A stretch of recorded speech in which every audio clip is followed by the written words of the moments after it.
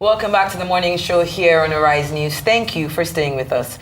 It's time now to review headlines of today's newspapers with Ombudsman of This Day and Arise Media Group and This Day Newspaper Limited's Group Executive Director, Kayode Komolafe, but we like to call him on the morning show, Mr. KK. Welcome. Good morning, Sheitan.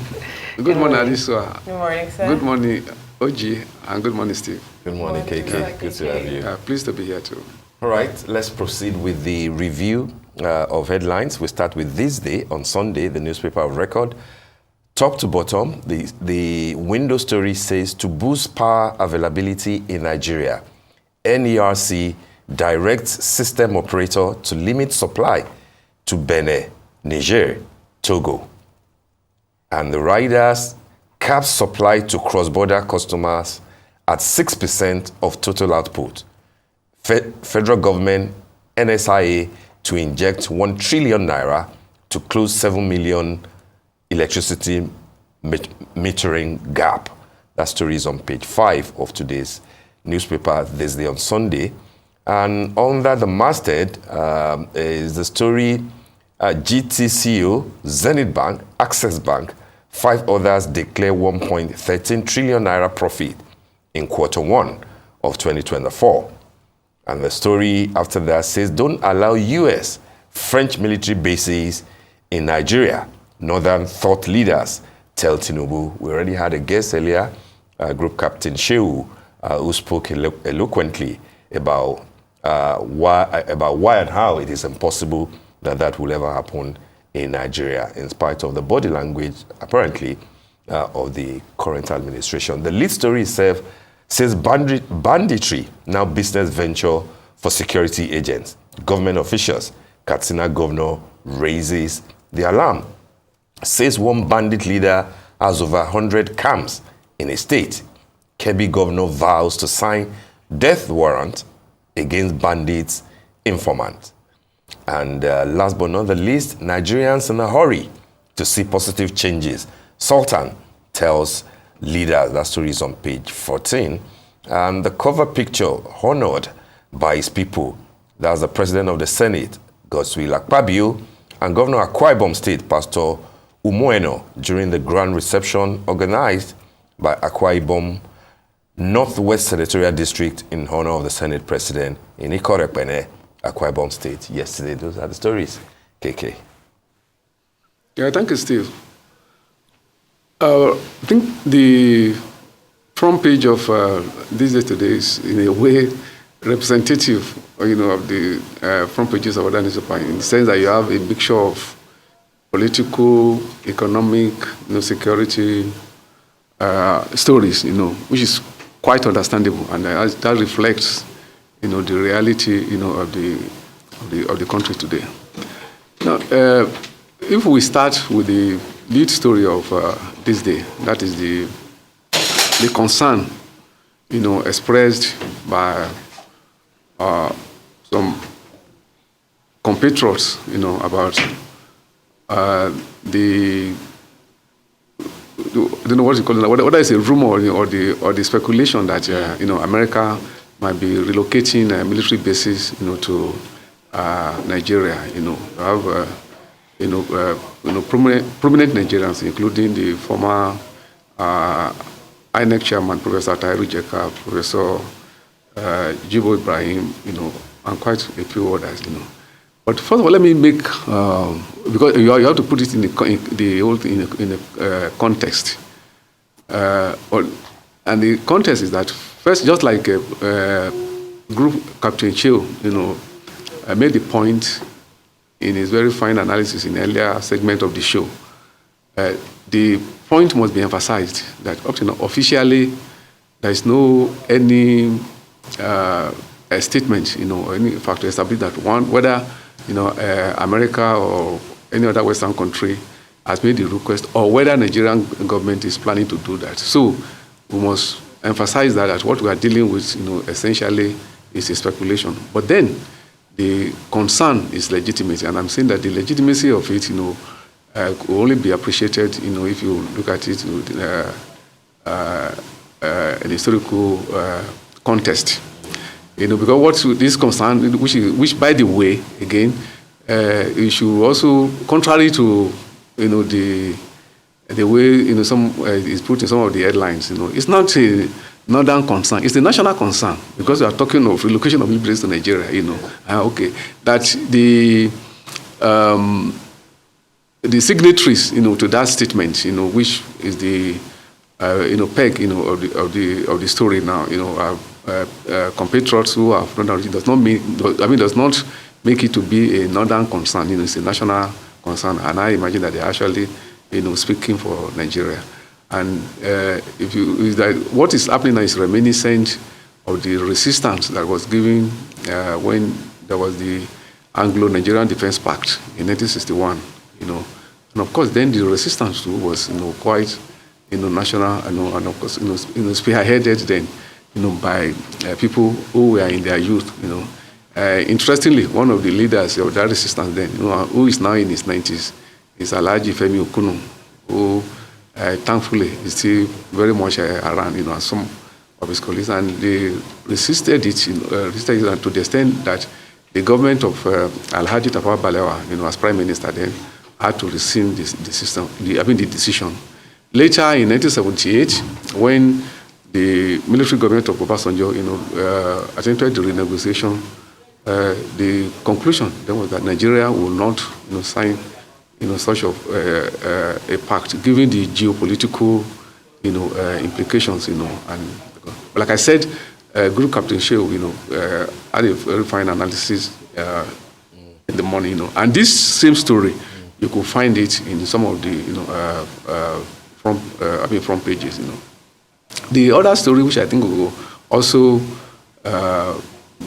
briefly touch, is the counsel, from His Eminence, the Sultan of Sokoto, and that, to the leaders, while he's urging that, people should pray for the leaders, and support, but also that the leaders also should be quite sensitive, to the, situation, the people. I think they should be taking what is coming from the throne of Sokoto should be taken as a word of wisdom. All right, Mr. Komolafe, should we move over to This Day Style, or do you have any other topic? I think we have very little time. If the director can pull up This Day Style, we're heading to This Day Style now. And the cover picture there is Razak and Sade Okoya, 25 years after. Wow, congratulations, 25 years. The editor's note here says, and though the age gap between Chief Razak and Sade is very evident, it is admirable and moving to see the couple still so in love after 25 years of marriage, especially in this time when marriage vows and divorce papers seem increasingly based on the theme of easy come, easy go. Since the couple met, dated, and got married, their commitment to each other has been continually toasted with the respect and immense value it attracts. I mean, they're just very admirable. I've known them for years now, and every time I see Sade on Instagram, she just looks flawless. She just celebrated her 47th birthday, I believe, and really beautiful. Congratulations to both of them, really. Should we move over? All right. Should we look at the well, we can look at the Daily Trust. The major story there is 6 days after forum in Saudi Arabia, Tinubu yet to return. He's in UK on private visit, returning soon. Officials seems no official date from the president's team on when we should expect our president back in the country.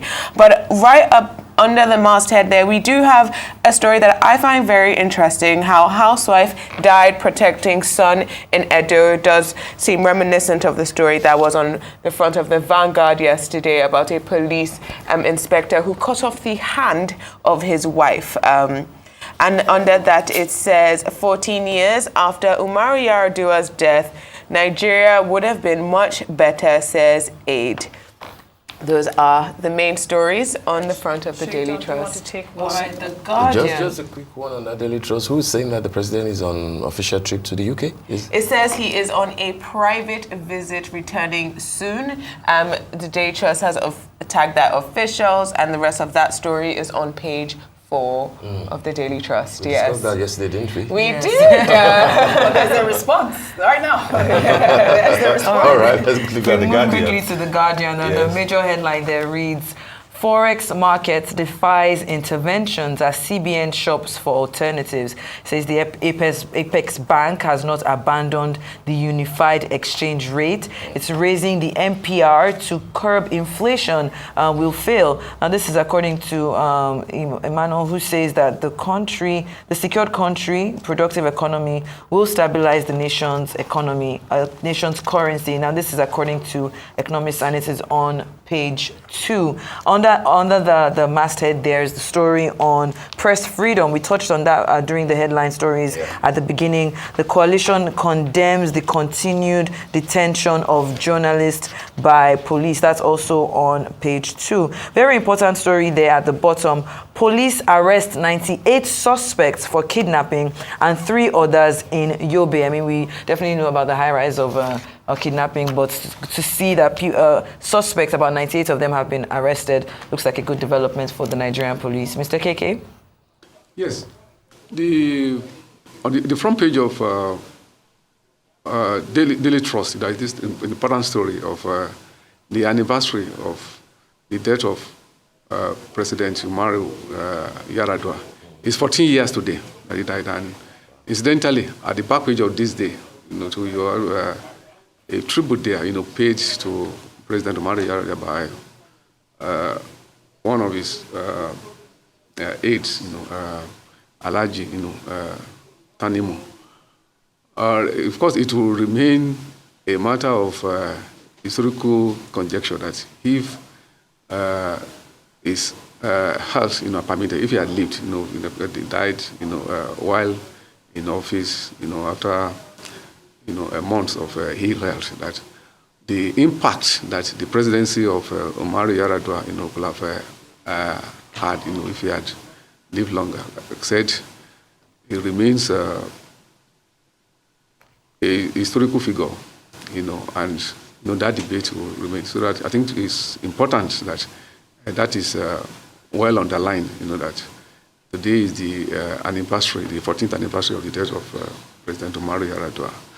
The other story, said we've taken some economic story, we've taken some political story. It's also on security, because you find, on the front pages too, concern like the situation in Katsina, where even the governor, had to cry out that we have to also balance it with the positive story which we have about the release of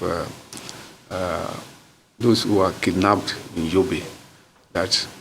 That point should always be stressed, that while we continue to challenge, the Nigerian state to fulfill its constitutional responsibility, to citizens, to ensure security, of a citizen, the efforts, the gallant efforts made by the various security agencies, and members of the armed forces, should be acknowledged. Because in the process of making this progress, we must not forget the fact that a lot of sacrifices are made.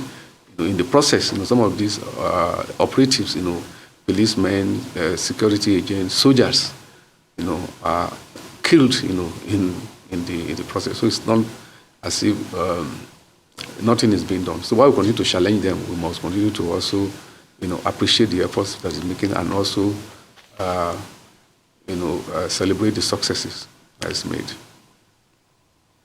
All right, I think that we have covered all the papers by now. Did we take Tribune? We had Tukumba Wahab earlier this morning. If we can pull up Tribune. I don't know if you listened to our conversation. I'm sure you did, Mr. Komolafe. And on the top of the masthead there, it says, under bridge tenants, Lagos government intensifies manhunt for landlords. I just want your input really quickly on our conversation with Tukumba Wahab. And another story there, the siege of darkness laid to Nigeria must end, says Anglican primate. But I want to talk about this under-bridge tenancy. Okay, let me just add to this, the siege of darkness thing. The Sunday Vanguard on his window is saying fallout of petrol scarcity. Prices of pepper, foodstuff rise.